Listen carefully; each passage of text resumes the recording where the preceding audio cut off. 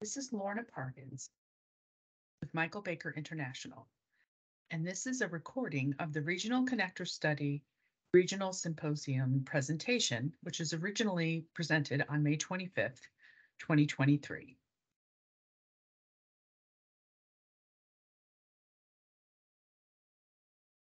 The Regional Connector Study is sponsored by the Hampton Roads Transportation Planning Organization, and it's funded by the Hampton Roads Transportation Accountability Commission. It's being conducted by a consulting team led by Michael Baker International.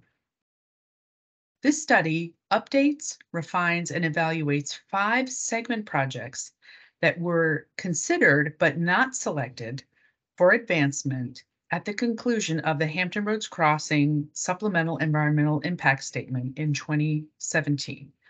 That project chose as its preferred alternative to widen the Hampton Roads Bridge Tunnel, and that project is under construction today.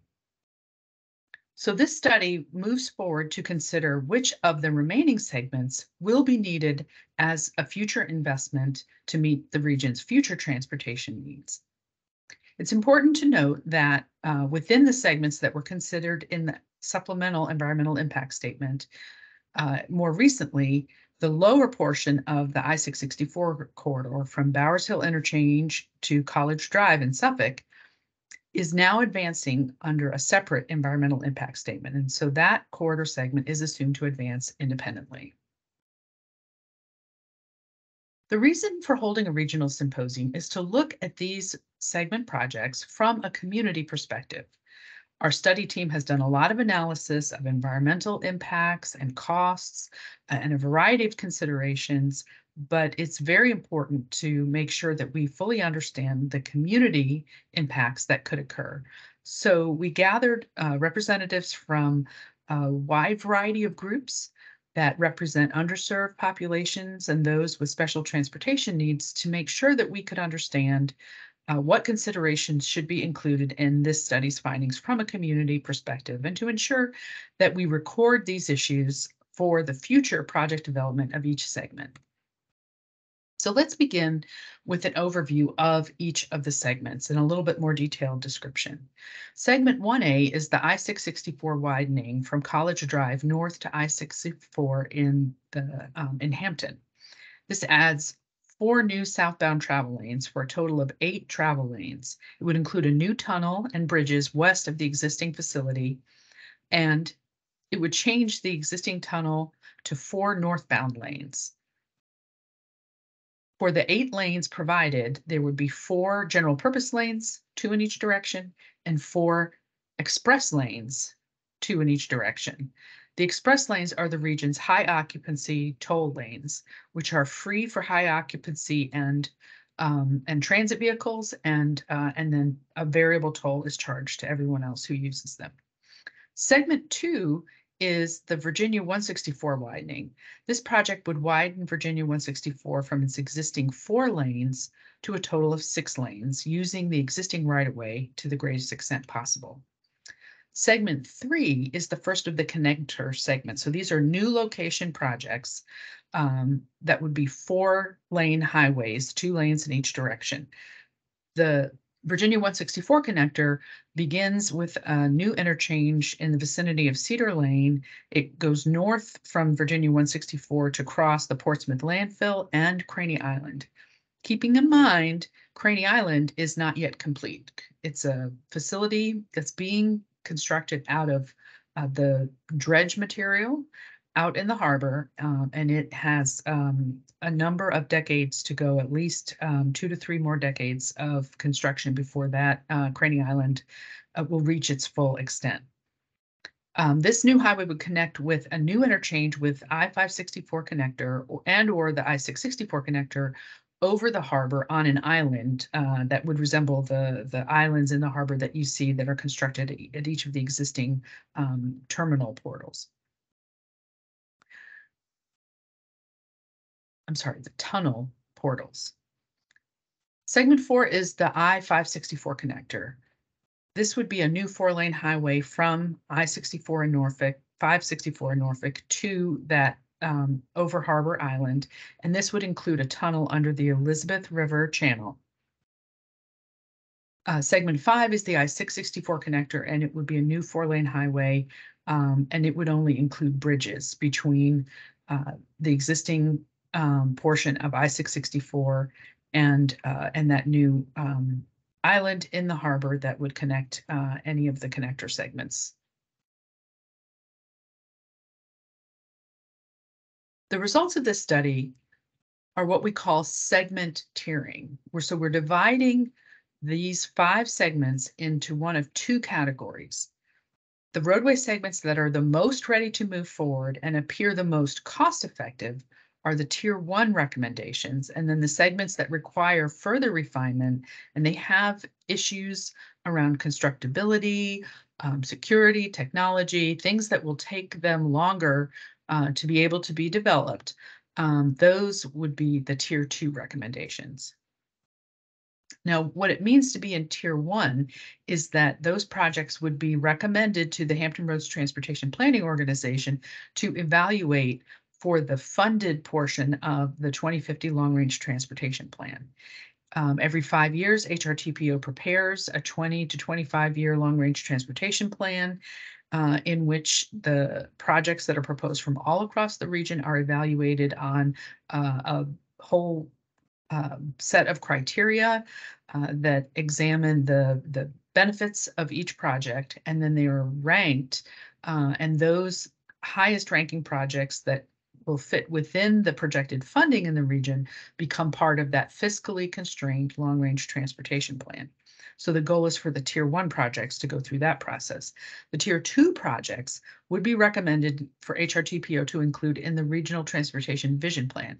These are the projects that fall outside the projected funding in that time frame, in this case 2050, but they're acknowledged as being important projects that could serve regional needs when funds are available. And by being a part of the plan, they would be able to advance into further stages of study. The way that we developed our tiering recommendations is with a variety of criteria. We call some of them qualitative, part of the qualitative evaluation, because these are criteria that have sort of yes or no or high, medium, or low ratings.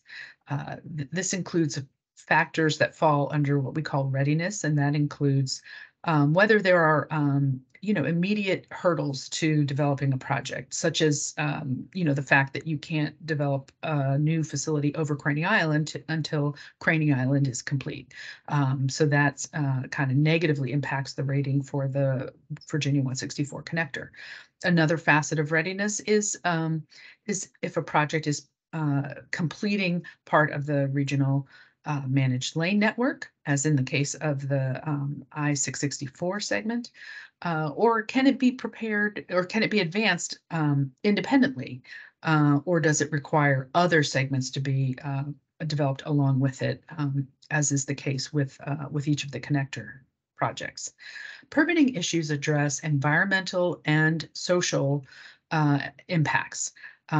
Because this is an early planning phase study, we can't really quantify this, but we can look at the data for natural resource issues, historic resource issues, and community issues, and identify in relative terms the level of complexity that we have for those different types of permitting criteria.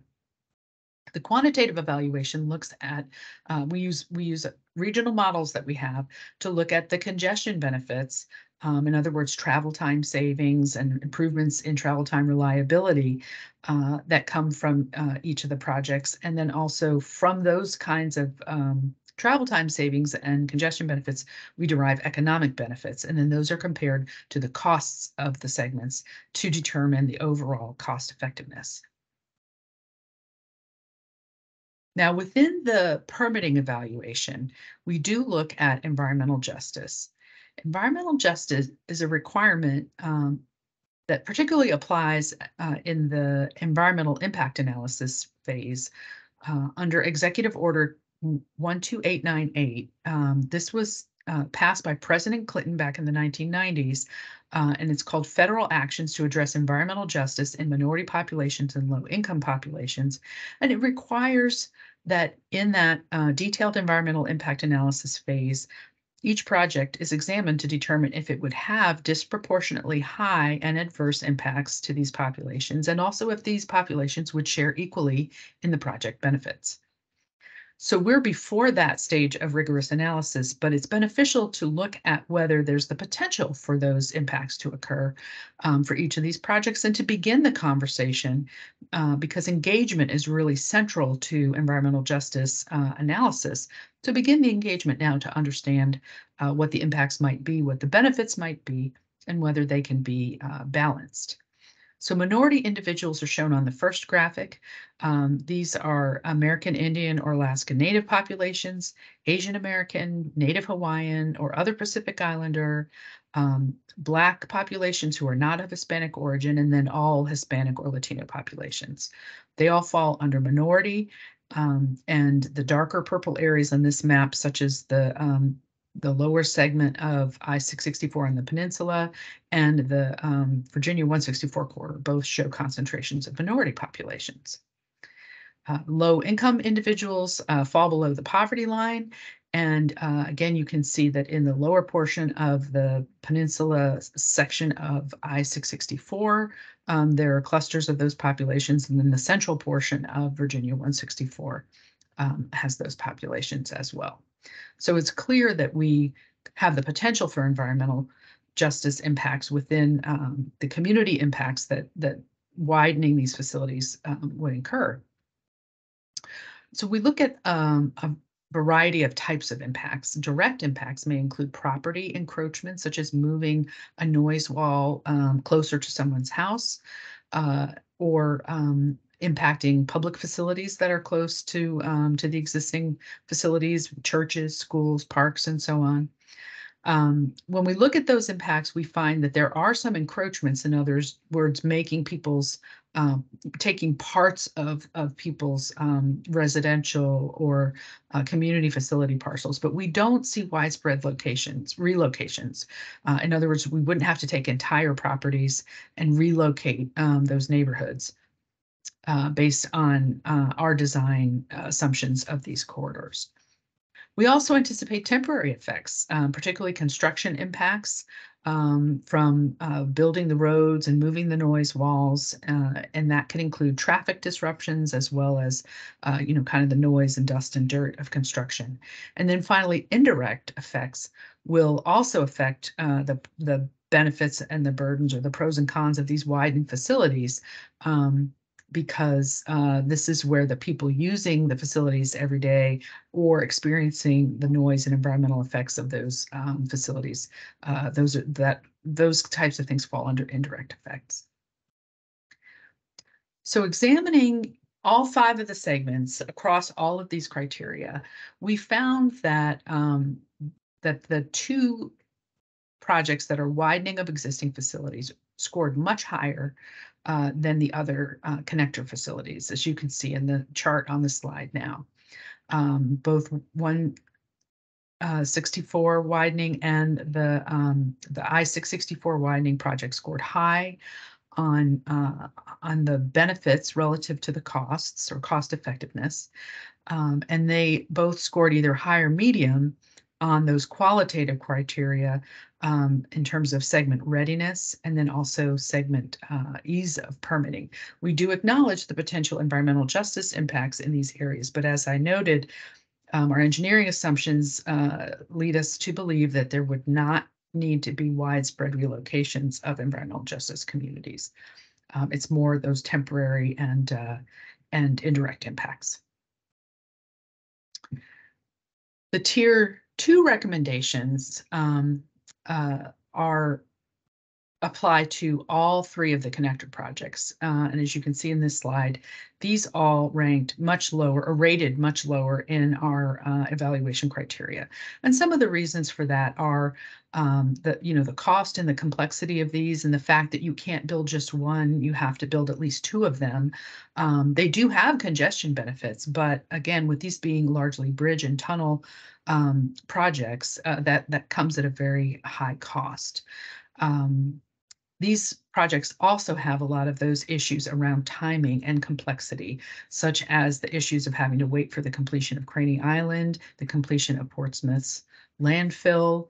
And there are a variety of security issues that apply both to Virginia 164 connector and the I-564 connector related to the naval facilities, from the Navy Fuel Depot that's adjacent to Craney Island to Naval Station Norfolk itself, that really would create some complications and some cost and timing issues for these projects. So all of those considerations led us to propose those projects for Tier 2. And the implication of that is that these projects are recommended to advance later in time, but when some of these issues are either resolved or able to be addressed through, perhaps new technologies or some event in the future that kind of brings them to the forefront.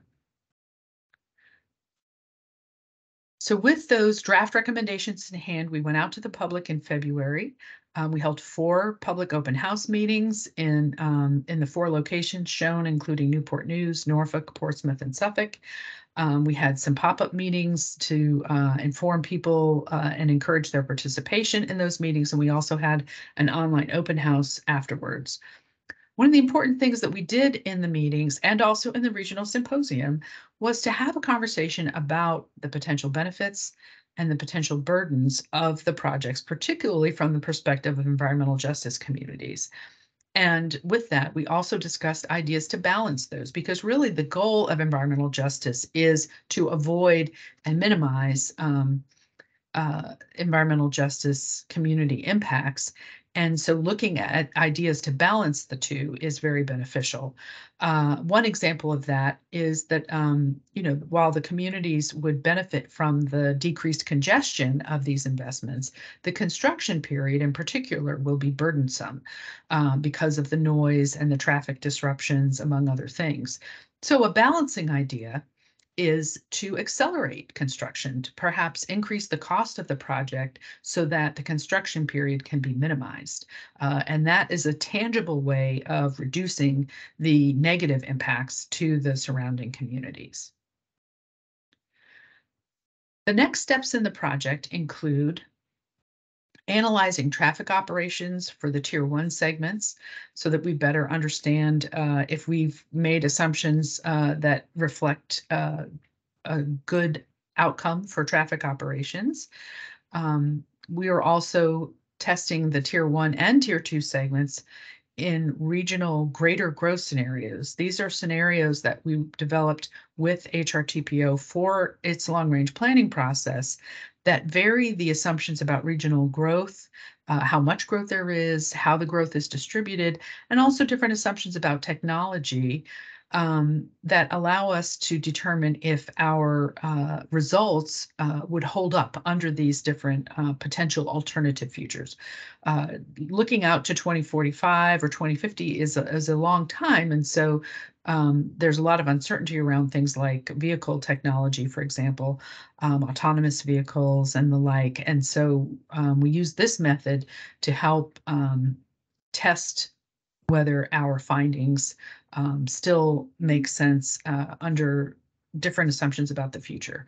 And so that information will be presented to our steering committee along with the traffic operations findings in June, after which we'll document the full findings of the study and conduct a final round of public engagement over the summer. Finally, we encourage involvement in the study by reviewing the material on our website, which is the address is given on this slide. We also have a phone number and an email address if people have questions or want to request a presentation, for example, to a community group. And then there's also a Facebook page, and that's a great place to find out information about our upcoming public meetings. Those will be posted on the website as well. And so through the website itself, you can provide comments on the study and provide your input. You can certainly review all of the project materials, and you can find out about our last round of public meetings, which will be held over the summer. I thank you for your time and attention and hope that you've enjoyed this presentation on the Regional Connector Study.